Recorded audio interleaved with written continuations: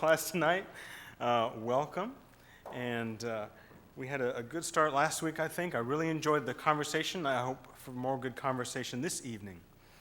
For those of you who weren't here last week, we talked about what a prophet is, and I encourage you, if you are interested, I noticed that that lesson is up on the website, and you're welcome to look back at that.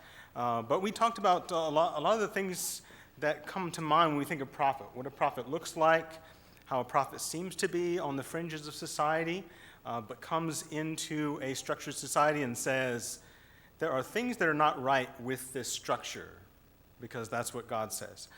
And the textbook example from the scriptures themselves was from Amos chapter 7. We talked about Amos as that prophet from Judah who comes into a territory which is not his nation's territory, presuming to tell them how they should amend their ways, but not by his own authority. It is because Yahweh, the God of Israel, has sent him into Israelite territory to tell them his word. And so tonight we're going to continue with Amos. This time we're jumping back to the beginning of the book. And being that we only have, I think, 12 weeks total together, we're not going to cover every single chapter of the 8th century prophets. There's way too much to cover all of that within the time we have. But I want to cover, as best I can, some passages that I think are very representative of these prophets. Certainly the opening chapters of Amos are a milestone. So I'm titling tonight's study, Because of Three Rebellious Acts. I mention this because this is a recurring little theme that Amos picks up on as he begins this book. We begin with the first two verses of Amos. This is what a number of biblical scholars would call a superscript. That basically means it's what's written over the rest of all the text that follows. And it's doubtless the case, at least in the majority of the prophetic books, that the superscript was probably added later, maybe even than Amos's own time. So probably another hand wrote this just to fill us in on how we can appropriately put Amos's prophecies within their historical context. And so we begin, verse 1, chapter 1 of Amos. The oracles of Amos, who was among the sheep tenders from Tekoa, which he saw concerning Israel in the days of Uzziah, king of Judah, and in the days of Jeroboam, son of Joash, king of Israel, 2 years before the earthquake. Let me pause here for a moment just to talk about this historical context. As I mentioned, we are studying 8th century prophets, so you know off the bat already that he's got to be 8th century, and particularly when we are told that he did his work during the reign of these kings, King Uzziah of Judah, that's the southern nation of Judah, and then to the north of that, Jeroboam was the king of Israel. Well, we know of both of these kings that they began their reigns in the 780s BC, so the early part of the 8th century, and both of them had long and rather prosperous reigns, reigning down into the 740s BC. And for all economic and maybe in some respects political accounts, they did rather well for themselves, especially Jeroboam, who's mentioned here. Now, just to clarify, this is Jeroboam II. There's another Jeroboam, a famous king of the northern kingdom of Israel, who was the very first king once they split away from the household of David. Some of you may already be familiar with that narrative that you encounter in 1 Kings. You see it in chapters 12, 13, and on. And so that Jeroboam was, you could also call him Jeroboam I. This is another Jeroboam. We call him Jeroboam II, even though the Bible doesn't make that distinction for us. He's not even of the same family. So just because they share the same first name, don't think that they are related. He is from another dynasty. And Israel had already experienced a few dynasties changing power by the time that Jeroboam II is reigning. Jeroboam II should concern us the most here because Amos, even though he is a prophet coming from Tekoa, which is in Judah, it's south of Jerusalem, nonetheless, he's not addressing his message to the people of Judah. There's maybe a brief mention of Judah in his book, but by and large, these are oracles that are supposed to be heard by the northern kingdom. So he's already out of place. And again, we talked last week about how a prophet almost always is out of place and a little strange anyway. So here is this prophet of Judea going up to the northern regions and telling some of the people up there, especially in the capital city of Samaria, what God has found wrong with their thought processes and their actions. In a time and place in which Israel was doing quite well for itself economically. Again, Jeroboam II from a very great dynasty, the dynasty of Jehu, who himself had overthrown another very powerful, wealthy dynasty, the dynasty of Omri and Ahab. Many of you know how infamous Ahab is, at least in the Bible. And yet, again, in terms of the scope of world history, kings like Ahab or Jeroboam II were quite internationally famous. And even though not much mention of it is made in the biblical text because they're more concerned with the moral wrongs of these kings, if you look at other records, they would only mention just how successful they were in their military campaigns. Jeroboam II, during his reign, had actually expanded Israel's territory and regained a lot of their old holdings on land. So again, from a political standpoint, everything might seem to be going very well for this king, but in God's eyes, there's something terribly wrong. And so we continue. During that time frame of the first half of the 8th century, many scholars say probably around 760 BC is when Amos likely began his prophesying. And then here are his first words. He said, "Yahweh roars from Zion. From Jerusalem he utters his sound. The shepherd's pastures mourn, and the peak of Carmel dries up." Very vivid imagery, isn't it? And prophets, especially prophets of the 8th century, are so well known for their rich figurative imagery. Obviously, God is not a lion, literally. But what does that terminology conjure up in your minds? Lion. Power, strength. Other thoughts? Danger, yeah. Look at that picture. I would not want to be anywhere close to that. Danger is a very real element as well. Yeah, power, strength, danger, ferociousness, maybe even the idea of something that cannot be tamed, right? You cannot put God in your social boxes. We talked about that last week. And so God is described by the prophet here as a lion roaring. Where from? Did you notice that place? From Zion, right? Why Zion? Why Jerusalem? That's where his holy house is, right? The house of God, the temple, built in the days of King Solomon, of the combined nation of Israel.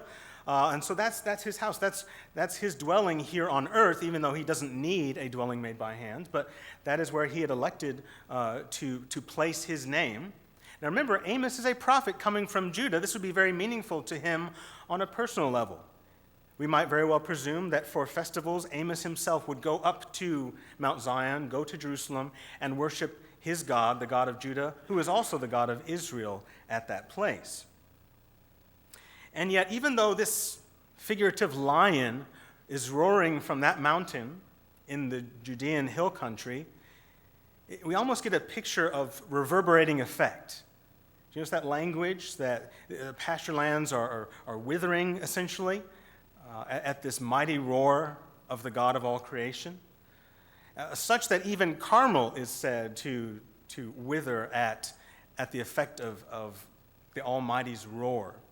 Now, Carmel, you can see on this map, is way up there to the north. Furthermore, it's in Israelite territory. There may be a lot of figurative implications from just these opening verses of Amos about the fact, perhaps hinting, that Amos is, admittedly, a prophet from Judah, and Judah makes this exclusive claim that we have the house of God on earth, and it does not exist in Israel. And at the same time, there's perhaps this implied message that even though we, people of Judah, and Amos is one of them, claim that Yahweh, our God, lives here, he has a message for those of you way up north, as far north as parts like Mount Carmel. Mount Carmel was known classically as being a very lush place. We can see that in some of the literature of the Hebrew Bible, even today. Right? Nice area for plants to grow, so very lush. And even the name, Carmel, in Hebrew means an orchard. So that itself speaks to all the lushness that is associated with this place. And yet, what this text is telling us here in verse 2 is, if Yahweh roars like a mighty lion, even these places known for their rich foliage will wither up because of his wrath. Something is seriously wrong, and these opening 2 verses in Amos wake us up to that. And we continue. So even though Amos, you'll notice, says in that opening line that this is about Israel, it's going to touch on Israel, immediately following in these next sections that we read in chapter 1 into chapter 2, we're actually seeing Yahweh's message for the nations at large. So, Amos 1, 3 through 5 says, "Thus says Yahweh, because of 3 rebellious acts of Damascus, or because of 4, I will not restore it. Because with iron threshing blades they threshed Gilead.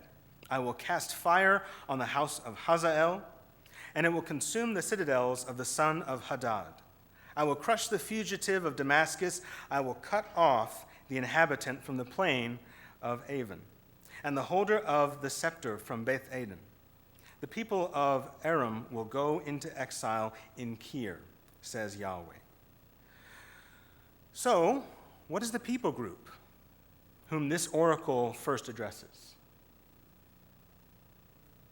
Did you notice that there in that language? The people of Aram. Aram itself, modern-day Syria, was to the north and east of the nation of Israel, where again, to remind you, Amos is really delivering the majority of his prophecies there in Israel, probably even these prophecies as well.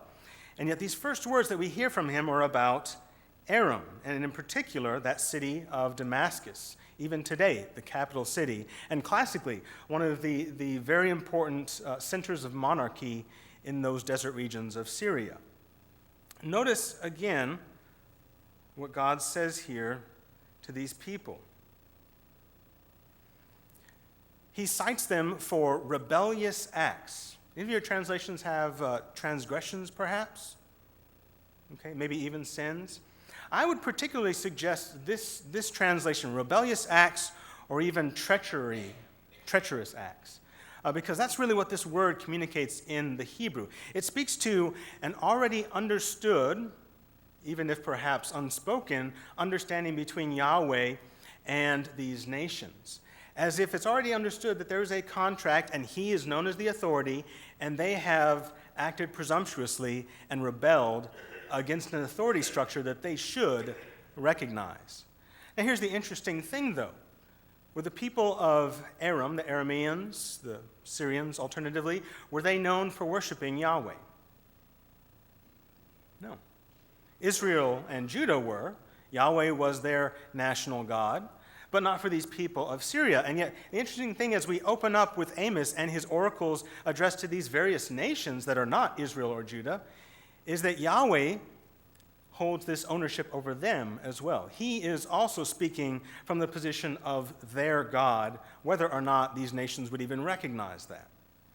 And so he calls them to account for these rebellious acts, whatever they might be. He mentions at least one of them. Notice when it says there, because with iron threshing blades they threshed Gilead. Now, among other reasons why God might critique this people could be that they are attacking his own people. Gilead, as you may know, falls within the territory of Israel to the east side of the Jordan. And so for whatever kind of events happened in particular, these could be some of the events that are spoken about during the time of Elisha the prophet. And yet that was a century prior to the time of Amos. So we may be talking about even more recent events of Aramean aggression against the people of Gilead. Whatever the case, we're told that it is as horrific as threshing the people of Gilead with these threshing blades. Any of you familiar with the process of threshing? What goes on when you thresh?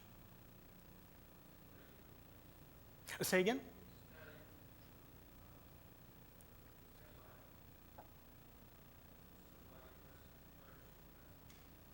Yeah, it's kind of like cutting.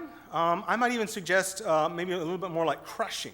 Yeah, because we're talking about once some crop like wheat or barley has been harvested, has been chopped down by the harvesters, then you're looking forward to that time when you thresh it. That means you're putting all of your product on some kind of a threshing floor, and you have your oxen in many cases tread over it. And in the ancient world, as today even, you can still see this in parts of the world today, they would take a threshing sledge. In many cases, it might be a series of wooden planks that are fastened together, and at the bottom of them, you could have stone, or in many cases, maybe some scrap iron that you embed in that board. I think I even have a picture for you here. There you go. There's one such example of that threshing sledge being driven, and it even has a rider on top of it, carried by the oxen. And here's what you would expect to see at the bottom of one of those threshing sledges. And so this is what God is saying that the people of Aram have done. The people of this capital city of Damascus have attacked the people of Gilead, presumably through one of their many military excursions against them. And whether literally, as could have happened, this would have been a very brutal act, or whether figuratively, either way, it is suggestive that they have acted beyond even the normal capacity of warfare and gone to extremes of violence. And so God is telling the people of Aram, and more specifically Damascus, he will hold them accountable, and he will bring destruction right to their gates, right to their citadels. All right, we continue with another oracle from this prophet Amos. Again, keep in mind that visual, that Amos is probably delivering this message, maybe even the capital city of Israel. And yet the first words out of this prophet's mouth are for the people to the north. And then he continues, "Thus says Yahweh, because of 3 rebellious acts of Gaza, or because of 4, I will not restore it." Does that sound familiar? Same kind of language. We're going to see a lot of language that's repeated. Because they exiled an entire body of captives to hand them over to Edom. I will cast fire on the wall of Gaza, and it will consume its citadels. I will cut off the inhabitant from Ashdod and the holder of the scepter from Ashkelon. I will make my hand return against Ekron, and the remnant of the Philistines will perish, says Lord Yahweh. Once again, a message for a foreign people. This time, who is he addressing? You see it right there. The Philistines, right? And he names them according to 4, at least, of their 5 major city-states. The only one that's omitted here is Gath. And so Philistia, the place where the Philistines lived, is northwest of where the Israelites found themselves. Gaza I have circled there as one of those cities that's mentioned. And once again, Yahweh is holding these people to account for their own kinds of rebellious acts. Once again, speaking to some kind of presumed relationship with Yahweh that they should know to act better, and yet they have tried to rebel against him as the one who should be understood as their king. Here is one ancient Egyptian depiction of the Philistines. Who knows if by this time in history they still looked like this, or how accurate that might be, but there you go. I always love visuals myself. And the prophet continues, Amos 1, 9 through 10. "Thus says Yahweh, because of 3 rebellious acts of Tyre, or because of 4, I will not restore it. Because they handed over an entire body of captives to Edom." Sounds like what the Philistines did as well, right? Some of these events that we're told about in Amos, we can't always place a direct date to it, or a specific event that might be had in mind. So this could be perhaps following some kind of military campaign that the Philistines fought, or it could simply be any number of slave trade expeditions. Either way, God looks down and frowns upon this kind of activity. And any number of these nations apparently are selling off these captives to Edom, perhaps in part because Edom was known as one of those centers for trade. They found themselves along one of the famous routes of the ancient world for trade. It's where, in fact, these days you can go to the city of Petra, which is in that old territory of Edom. along those trade routes. It could also be inspired in part by some kind of hard feelings that the Edomites had against the people that were being sold into slavery. So a lot of bad business is going down, and Yahweh is taking account of it. And he also calls them out for saying, and you have not remembered the fraternal accord, or the covenant of brothers, as some of your translations may have it. It is the same word that elsewhere in the Hebrew Bible is called covenant. And as some of you may know, the term covenant, a pact between parties, was not originally something that existed between Yahweh and Israel. It had already existed long before the time when Yahweh first starts making covenants with people. It was well known in the ancient world. When you make a binding covenant, you swear oaths. You swear oaths in the name of your God or gods, depending on what kind of person you are, what nation you're from. And then the idea is you are bound to those terms. Some examples in our society, can you think of covenants we have? Marriage is the one that often comes up to my mind as well, right? And marriage is something that should likewise be binding, right? Seen as binding. You make your marriage contract before witnesses. You pledge before God as well. And the idea is this should be binding. Well, apparently, these people of Tyre had, in the process of this slave trade, forgotten some kind of fraternal accord, some kind of covenant of equals is what that term means. And it does not mention specifically with whom.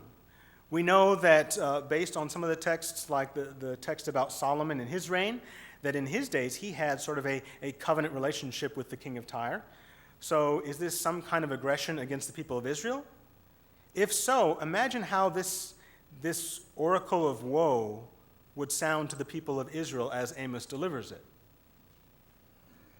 What do you think they would think about that oracle? I imagine some of them would be pounding whatever they could find and saying, Amen. Especially if it's their own people who have suffered at the hands of some of these neighboring peoples, like the people of Philistia or Tyre. And once again, very similar language that we've seen before in the preceding oracles. God says, I will cast fire on the wall of Tyre, and it will consume its citadels. This roaring lion, so to speak, that we encountered, verse 2, certainly has this capacity to roar from Jerusalem and affect places far out from that location. Tyre is in Phoenician territory, not to be confused with the Philistine territory, which is far to the south of it. But this is the place where you find the classic trade cities of Tyre and Sidon, well known to the ancient world. And then he continues, another oracle to another nation. Thus says Yahweh, because of 3 rebellious acts of Edom, or because of 4, I will not restore it. Let me take this moment to mention, when you see that language of 3 or 4, many of us wonder, well, which is it, right? 3, 4? Some of you may even recall that language in Proverbs. There are 6 things that the Lord hates, 7 that are detestable to him. Does that sound kind of familiar? Well, this happens often in Hebrew poetry. I'm sure many of you are familiar with Hebrew parallelism, right? Where you in many cases say the same thing but in slightly different wording each time. One such example is, hear my son, your father's instruction, and heed your mother's teaching. That's parallelism. It's basically saying the same thing. Listen to your parental figure, whoever that might be, father or mother, and teaching would be akin to instruction. That's parallelism. Well, same thing would happen with numbers. So we might get bogged down in all the particulars. Which one, 3 or 4? But the artist here, this is poetry, was not as concerned with the actual figure as with some kind of a statement that you've made one too many transgressive acts. And so the time has come for a reckoning. That's the basic message here. But again, I digress. We're talking now about the nation of Edom. Because, the text continues, he chased down his brother with the sword and destroyed his friends. And once again, the text doesn't specify who is the brother that is thought of here. Previously, we had just read that oracle to the people of Tyre saying that they broke a covenant of brothers, which basically meant a covenant of equal nations. Neither one was sovereign over the other. And perhaps this is what's intended here, that Edom is breaking a similar kind of covenant of its own.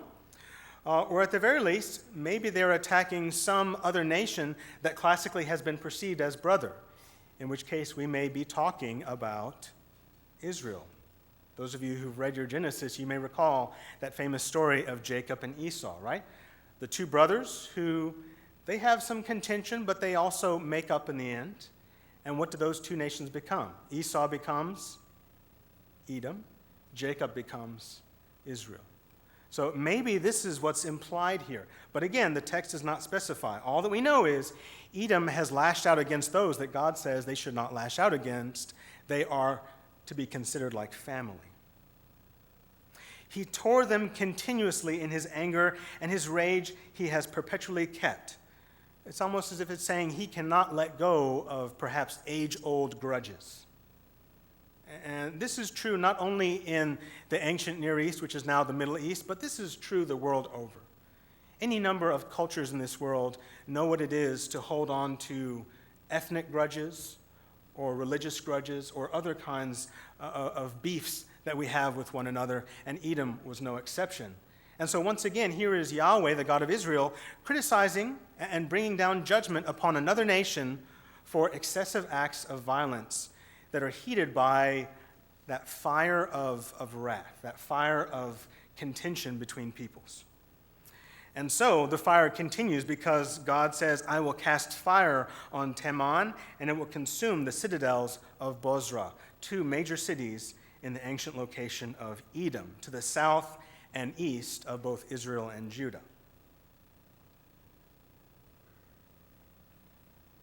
And he continues. This prophet is not done. Thus says Yahweh, because of 3 rebellious acts of the children of Ammon, or because of 4, I will not restore it.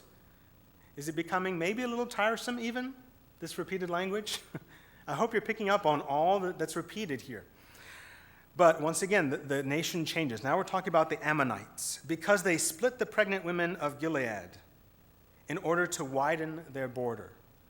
This is what some people casually call collateral damage of war, right?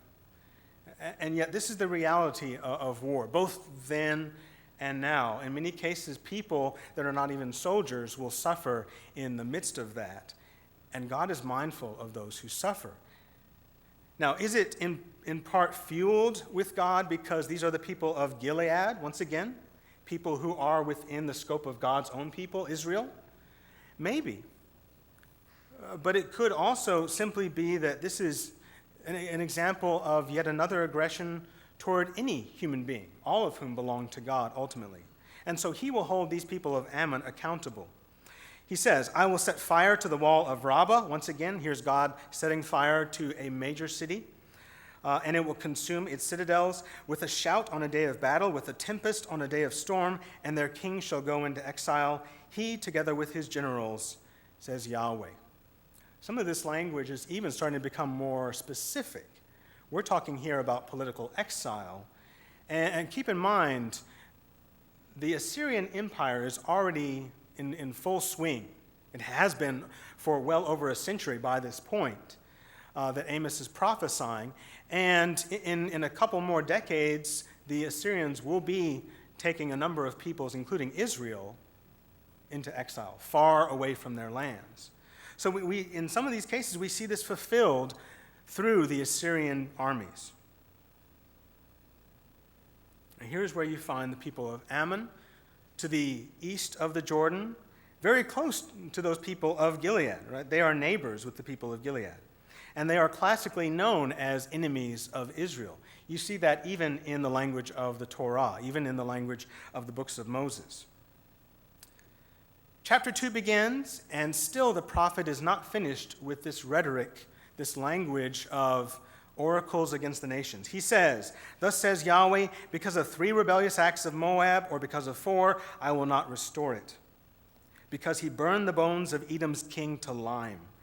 We might imagine that because of some long-standing feuds between Moab and Edom, who, by the way, neighbored each other, that at one point the Moabites went into Edomite territory, dug up the bones from a grave of one of these kings and desecrated them. Now, that may or may not resonate with you. We don't, as often within American culture, make a big deal about what happens with the body after you die. And certainly on a family-to-family basis, you'll have your own ideals of what to do with the deceased. But in the ancient world, this is absolutely unconscionable. Right? This is a blow to society, and there is not a society in the ancient world that would not bristle at this idea. I will cast fire on Moab, and it will consume the citadels of Kerioth. Moab shall die with a crash, with a shout, with the sound of the trumpet. I will cut off the judge from its midst, and all its generals I will kill along with it, says Yahweh. And once again, we see that militaristic language, perhaps anticipating events to come with the empire of Assyria. And there's Moab. Once again, like Ammon, Moab was also classically seen as one of those famous enemies of Israel. Now it's going to get a little more personal. In the next oracle, as Amos begins, thus says Yahweh, because of 3 rebellious acts of Judah, or because of 4, I will not restore it. Because they have rejected the law of Yahweh, and his statutes they have not kept. Their lies misled them, after which their ancestors had walked. I will cast fire on Judah, and it will consume the citadels of Jerusalem. Okay, a little closer to home, right? This is a Judahite prophet, after all, prophesying against his own people, albeit likely within the context of Israel to the north. And at various times throughout that combined history of Israel and Judah, their relationship went up and down like a roller coaster. It was not always on the up and up with one another. So that same audience might likewise applaud when they hear Judah getting their comeuppance, as they likely would have applauded as they hear about the people of Ammon or the Moabites, their classic enemies, or the people of Edom getting attacked by God in his roaring wrath. And here's Judah on that map. Now, I imagine I don't need to show many of you where that is. And Jerusalem, its capital city. The very place where God's own throne is. His house, we talked about a moment ago, in that city, and yet he will not spare his hand from bringing fire, that same fire of his judgment, even upon that city that bears his name. And then it comes around to Israel. Thus says Yahweh, because of 3 rebellious acts of Israel, or because of 4, I will not restore it, because they have sold the just man for silver, and the needy man for a pair of sandals. They who trample the heads of the poor upon the dust of the earth, and who pervert the way of the oppressed. A man and his father go to the same girl in order to defile my holy name, and stretch out beside every altar on clothes held in pledge, drinking the wine of fined people at the house of their gods. What do you notice about this oracle to Israel? Now the message comes home to the people whom this prophet will be addressing primarily in this book. Anything stand out to you as you read this first oracle directed at Israel?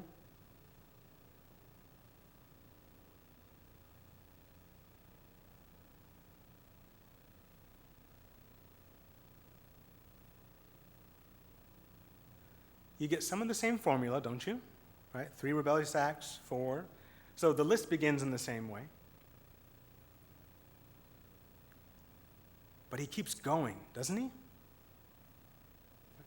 Had he, imagine if he had this visual, we don't know, but if the prophet had a little scroll for each of these nations, and here he is in some kind of a public venue, presumably, in Israel, standing maybe in the marketplace, as many prophets might have, and unwraps a scroll, unrolls a scroll, and thus says Yahweh to the people of Tyre, or to the people of Moab, and he puts a scroll away as he draws another one out.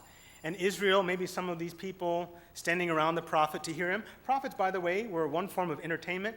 You might compare that to traveling preachers in the mid-20th century. Not too long ago, that was a rather big thing.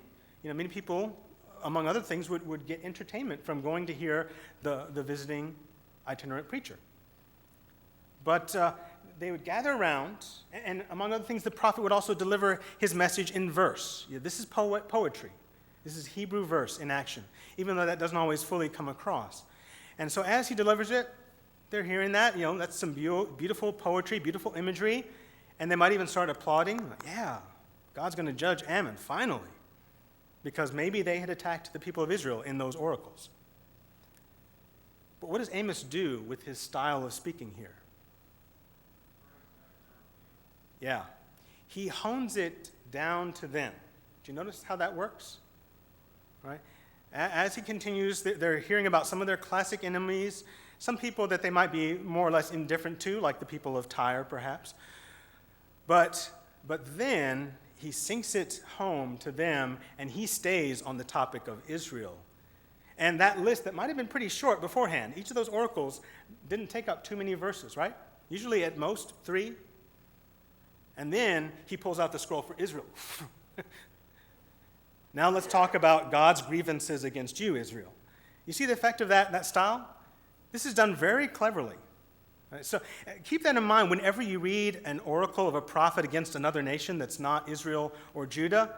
Keep in mind that in the likeliest case, many of these oracles, maybe all of them, were not even literally delivered to those nations, but were probably intended to be heard by the people of Israel or Judah.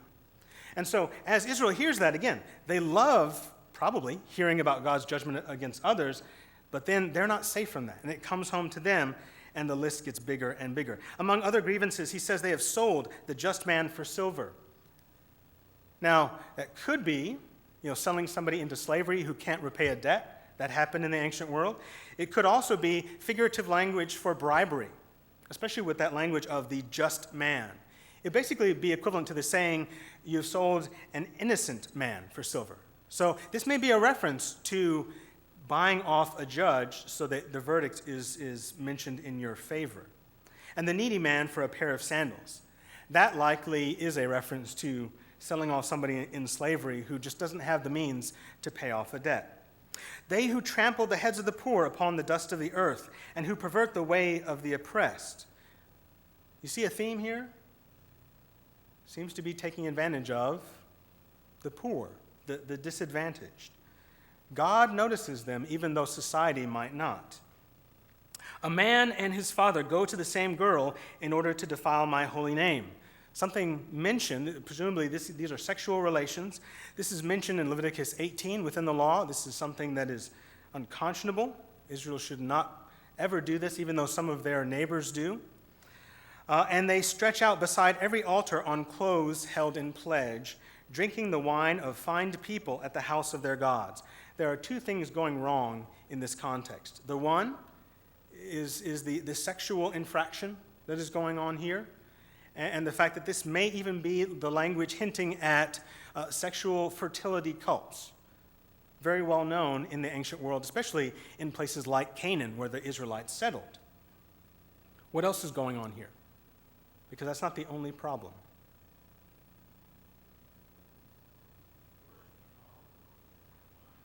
Okay, yeah, they're at an altar. Now, let me mention this. It says in the house of their gods, but this could potentially be translated as the house of their God. If it's the house of their gods, plural, we know what that infraction is, don't we? All right? Israel's supposed to be exclusive in terms of their relationship with Yahweh.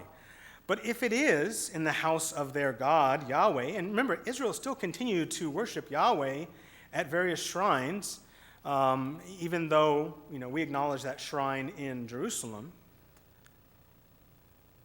If that's the case, then it's a mockery to Yahweh that they would misuse his house, his shrine, in such a way. Notice also, to commit these acts that they do, where are they lying out? They're lying out on clothes held in pledge. The idea is, and I'll have to end here, if you cannot repay a debt immediately, just like in today's world, so too in the ancient world, sometimes you're expected to put down some collateral, some pledge that shows good faith, and it's important enough to you that you're going to want it back, right? At the very least, you may be familiar with this with pawn shops. Okay? And so the idea is, here is likely a poor man, like the ones that we've been hearing about, who has, of necessity, maybe a bad crop year or what have you, needs to accrue a debt, can't pay it off, so he has to give up his cloak. But the law has something to say about that. Exodus 22, if you take your neighbor's cloak as pledge, you must return it to him before the sun sets, for it is his only covering. It is his cloak for his skin. With what else will he lie down? Then, if he cries out to me, I will hear, for I am gracious. Once again, here is Yahweh, the national God of Israel, with big picture interests in mind, political, religious, what have you. Any number of small people, not the VIPs, might think, well, does God really care enough to hear my concerns? Don't some of us feel that today even, sometimes? Especially as we recognize the God of the whole universe. And yet God says, I do notice. I notice when these little people go starving or they go cold, especially when it's the hands of their fellow man, right? When another Israelite takes a pledge, you should know that you've got to give that back, because this could be the only thing that that poor man has to sleep in at night in place of a bed, right? Yes. It could be not giving it back in time. And even just notice how that text just continues to speak beyond the written word alone, right? If you just visualize that image, which we may not want to, but if you visualize it, you're seeing this luxurious lifestyle that is just embedded in all kinds of sins of the flesh.